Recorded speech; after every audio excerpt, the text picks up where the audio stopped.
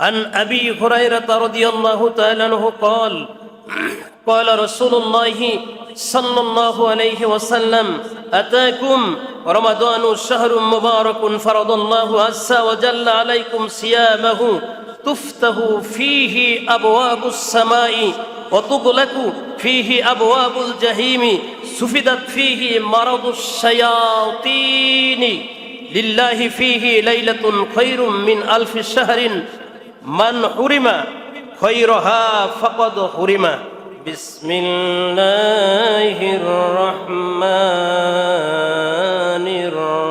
الرحيم إن الله وملائكته يصلون على النبي يا أيها الذين آمنوا صلوا عليه وسلموا تسليما صلى الله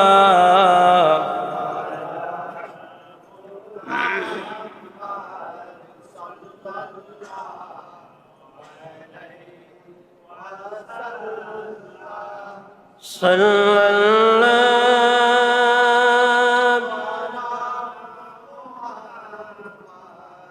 صلى الله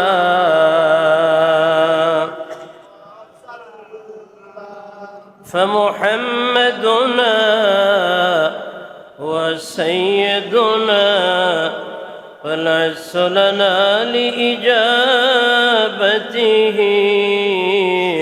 صلى الله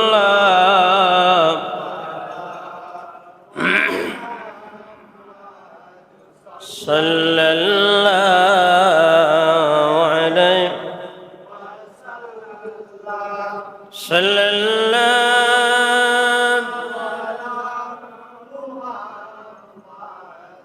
صلى الله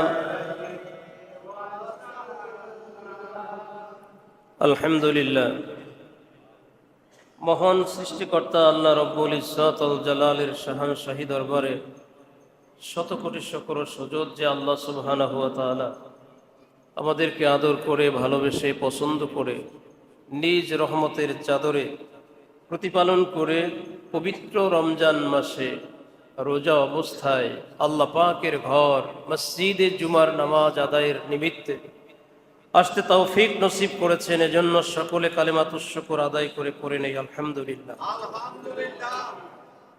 হৃদয়ের যত ভালোবাসা, যত অনুভূতি, যত প্রেম আল্লাহ আমাদেরকে নসিব করেছেন, সমস্ত প্রেম ভালোবাসা উজাড় করে দরুদ ও সালাম ওই নবীর নুরানি কদম মোবারকে, যাকে আল্লাহ পাক সৃষ্টি জগতের সর্বশ্রেষ্ঠ মহামানব করে প্রেরণ করেছেন, বিনা দরখাস্তে বিনা আপিলে সেই মহামানব সৈয়দুল মুরসালিন শফিউল মুজনিবিন রহমাতাল লিল আলামিন নবী দো জাহা, আপনার আমার কলিজার টুকরা প্রিয় নবীজি মুহাম্মদুর রাসূলুল্লাহ সাল্লাল্লাহু আলাইহি ওয়াসাল্লামের উম্মত করেছেন বিনা দরখাস্তে বিনা আপিলে।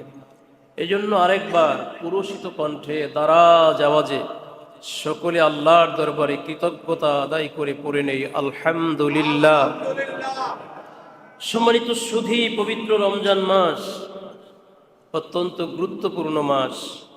আল্লাহ পাক রব্বুল আলামিন এই পবিত্র মাসে আমাদেরকে জুমার নামাজ আদায়ের জন্য মসজিদে আসতে কবুল করেছেন। আমরা আরেকবার আল্লাহর কাছে রমজান মাসে আল্লাহ যেন আমাদেরকে সুস্থ রাখেন, পুরো রোজাগুলো যেন আল্লাহ পাক সহি সালামতে শরিয়া অনুযায়ী, আল্লাহ পাকের নির্দেশ অনুযায়ী আমাদেরকে থাকার তৌফিক নসিব করেন। আল্লাহর কাছে সাহায্য কামনায় পড়ে নেই আমিন। আল্লাহ আমাদের সকলকে যেন সুস্থ রাখেন, সুস্থ অবস্থায় আমরা যেন রমজানের রোজাগুলো ঠিকভাবেই থাকতে পারি। আল্লাহ সুস্থ রাখুক, আর আল্লাহ পাকের হুকুম পালনে আমরাও যেন আন্তরিকতা অবলম্বন করে চলতে পারি, সেই তৌফিক যেন আল্লাহ নসিব করেন, বলেন আমিন। সম্মানিত হাজিরিন, পবিত্র রমজান মাস এটা গুরুত্বপূর্ণ একটি মাস। আমরা আলোচনা করেছিলাম আজকে এই পবিত্র রমজানুল মোবারকে আমরা প্রথম জুমায় মসজিদে এসেছি। কথা বলেন ঠিক কিনা? গত জুমায় আমরা রোজা অবস্থায় মসজিদে নামাজ পড়তে আসিনি। হ্যাঁ, ব্যক্তিগতভাবে নফল ইবাদত রোজা হিসেবে যারা রেখেছিলেন সেটা ভিন্ন কথা, কিন্তু রমজান মাসের বাধ্যতামূলক একটা মাস আল্লাহর পক্ষ থেকে আমাদের জন্য নির্ধারিত বাজেট অনুযায়ী আমরা রোজা রেখে মসজিদে আসি নাই। আর আজকে আমরা এসেছি আল্লাহর হুকুম পালন করা অবস্থায়। আমরা ভোর রাত্রে সেহরি খেয়ে রোজার নিয়ত করেছি, সেই নিয়তে বলবৎ থেকে আমরা রোজা অবস্থায় মসজিদে জুমার নামাজ আদায় করতে এসেছি। কথা বলেন ঠিক কিনা? আল্লাহ আমাদের সকলের রোজা কবুল করুক, বলেন আমিন। সম্মানিত সুধী আমার ভাইরা, রমজান মাস এটা আল্লাহর দয়ার মাস, আল্লাহর পক্ষ থেকে বান্দাকে ক্ষমা প্রাপ্তির এক সুবর্ণ সুযোগ এর মাস। আমরা এ বিষয়ে কোরআন হাদিসের দৃষ্টিতে আলোচনা ইতিপূর্বেও আংশিক শুনেছি, আজও আমরা এ বিষয়ে কিছু আলোচনা শোনার চেষ্টা করব ইনশাআল্লাহ। আল্লাহ আমাকে এ বিষয়ে কিছু কথা আপনাদের সামনে উপস্থাপনের যেন তৌফিক দেন, নিয়তটা যেন নিজের আমলের জন্য থাকে। আল্লাহ আমাকে সেই নিয়তে বলার যেন তৌফিক ভিক্ষা দেন, বলেন আমিন। মুআজ্জাজ হাজিরিন, রমজান মাস আসলে পরে আল্লাহ সুবহানাহু ওয়া তাআলা পৃথিবীতে মানুষ সৃষ্টি করেছেন, জিন জাতিও সৃষ্টি করছেন। দুইটা জাতিকে আল্লাহ তার ইবাদতের জন্য সৃষ্টি করেছেন। কথা বলেন ঠিক কিনা?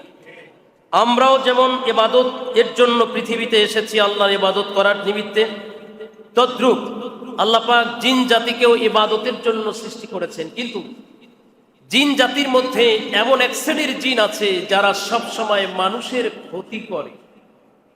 কি করে? মানুষের ক্ষতির কাজে লিপ্ত থাকে।